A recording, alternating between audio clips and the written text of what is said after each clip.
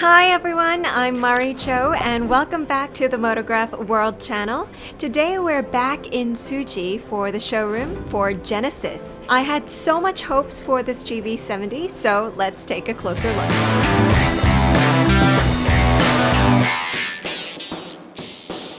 So now let's take a look at the front first. It's a completely new model for the Genesis line. It's the GV70, so it's going to have a different look to it. But nevertheless, you see similar points to the GV80 as well as the G70 and G80. Here you see the split headlamps once again. They have the same aesthetic for all of their cars.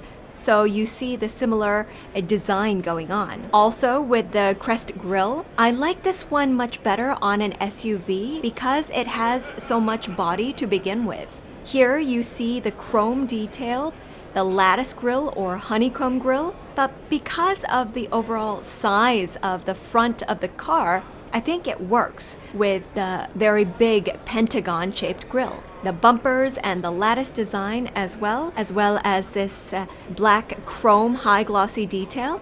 In fact, this is the sports package and the highest trim among all of the lineups, so this is another option that you do have to pay for. But nevertheless, I think that it has a very luxurious look to it. For those of you who like the black detailing, I think that it's also an option for you. Another detail that I particularly like is actually the lines on the bonnet or the hood. In fact, you have these two exterior lines brushing through the exterior as well as the two interior lines. At first, I didn't really understand the top part here, but if you look from the top to bottom, but it actually gives the car a lot more volume. It's not just a flat surface, you have more volume on top. And here with these lines, it actually goes through until the back of the car. They call it the parabolic lines, and it actually gives the car a bit more muscle. One thing that I think maybe some of the customers might have a little bit of a difficulty with is this part right here. It was a little bit weird to me at first, but when you ask them, because you can't get the clean and smooth lines from just the top, it actually goes down a little bit to the headlamps. I actually really love the side profile of this car. I think that it's very sleek. Especially, I like these lines from the front going through all the way to the end of the car. And then you have the side lines, 1 and then 2 at the bottom. The bottom one comes all the way to the back. It's just one clean line that goes through the car. One more point that I would like to make about the side profile is that it has a very unique, or some might say a peculiar C-pillar design.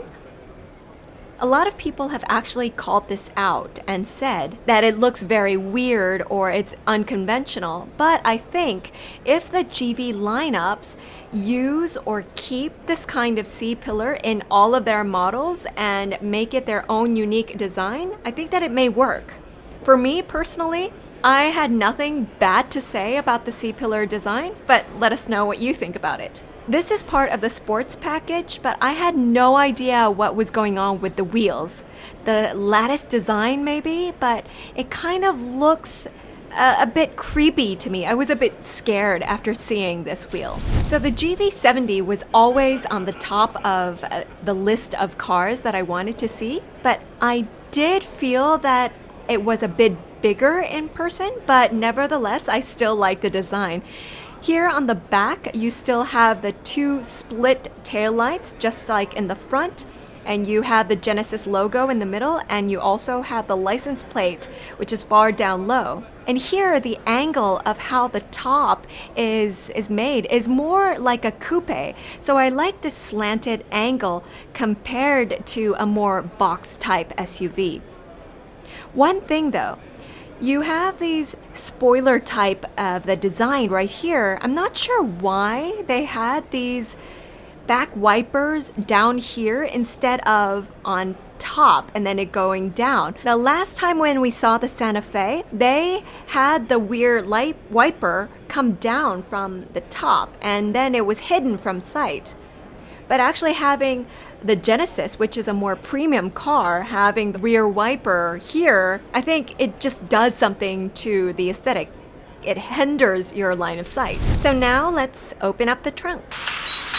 As you can see, it's very flat on the bottom, easy to load your luggage, and the materials inside are quite luxurious. Even though it's just a bottom carpet, they put a lot of thought into the materials.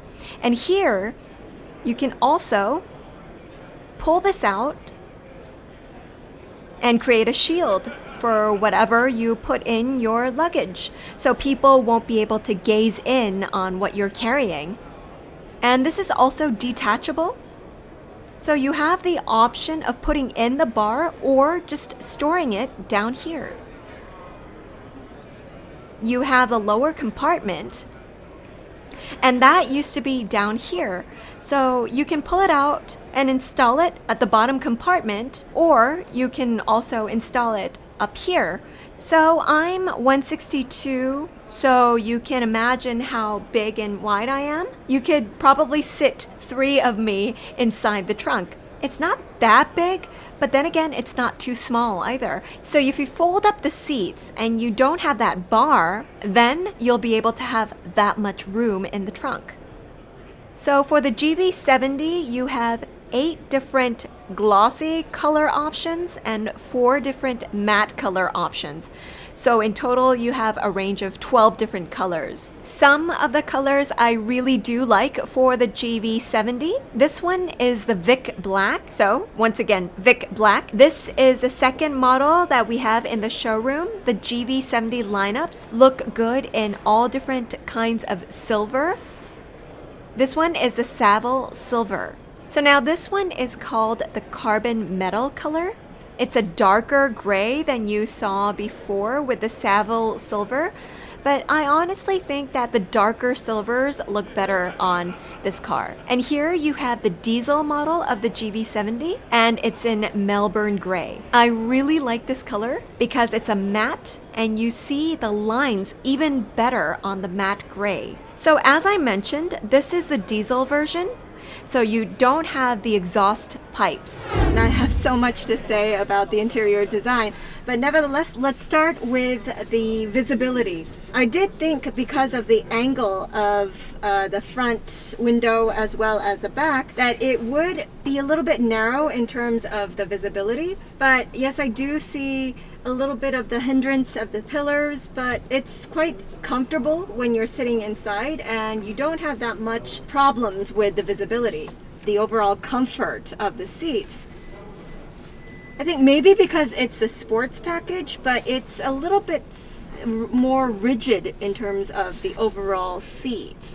But seat comfort wise, I think it's okay. I was really surprised by the seat positions on how high it would go. Follow. See? And you actually can see that my thighs are almost touching the steering wheel. And then let's see how far down it goes as well. So for people who are a bit tall and for those who are quite petite, I think that you will be able to satisfy both worlds.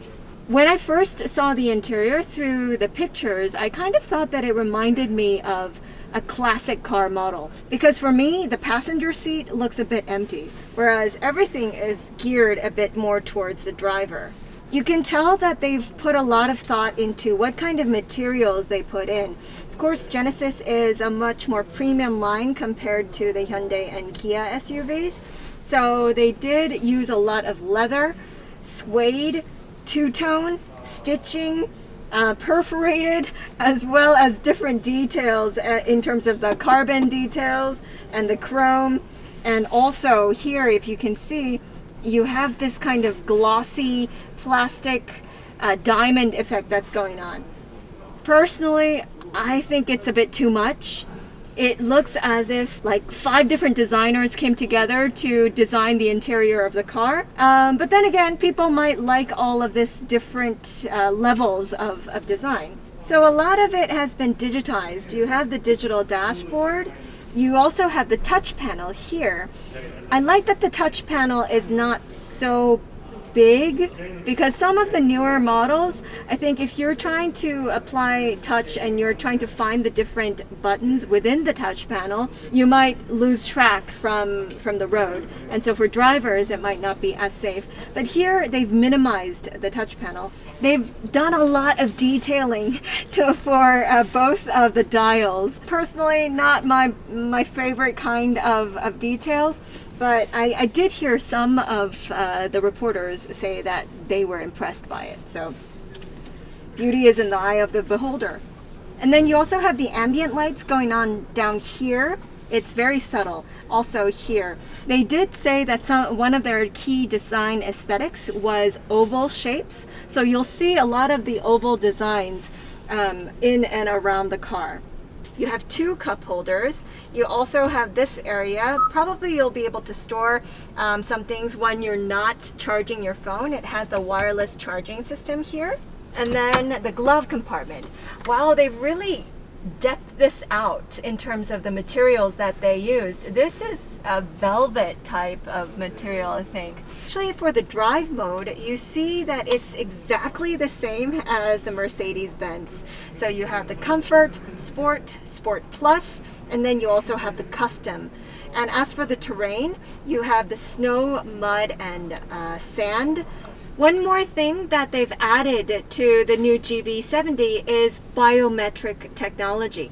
So here, right underneath the engine start-stop button, you have the biometrics in which you can actually register your fingerprint in order to start the car. So now I'm in the back seat. The backrest is quite comfortable. You can also adjust these angles, of course. It's not that spacious in terms of the second row seats. Some people did ask how big the second row was, but considering my height and my leg length, it's just right enough for a compact SUV. But compared to the G70, it's much more spacious compared to the G70. The center tunnel in these back seats are quite high, so if you look at my shoes and how high they are, but nevertheless, it's almost as high as one of my hands put together. So it's quite a big center tunnel that you have. But again, because it's the Genesis, you have a lot of convenience features. You have the seat heaters. You also have the ventilated seats for the back row as well. And this is the 2.5-liter turbo gasoline, which produces 304 horsepower and 43 kilogram force meter of torque. And the other one that we saw with the carbon metal color is actually the 3.5-liter turbo gasoline model, which produces 380 horsepower and 54 kilogram force meter of torque. So you might be considering some of the competitor models. In the US, it's well known that X3 from BMW, Q5 by Audi, and of course the GLC from Mercedes-Benz has risen to the top 3 among the same segment. I think that the GV70 might have an upper hand in terms of price, as well as the full options that you might be able to get with the same price. So what did you think about our review of the GV70? I personally really like this car, and honestly speaking, it has become one of the top of mind cars that I might consider if I were to change my vehicle. Remember to subscribe to the Motorgraph World channel, and see you next time.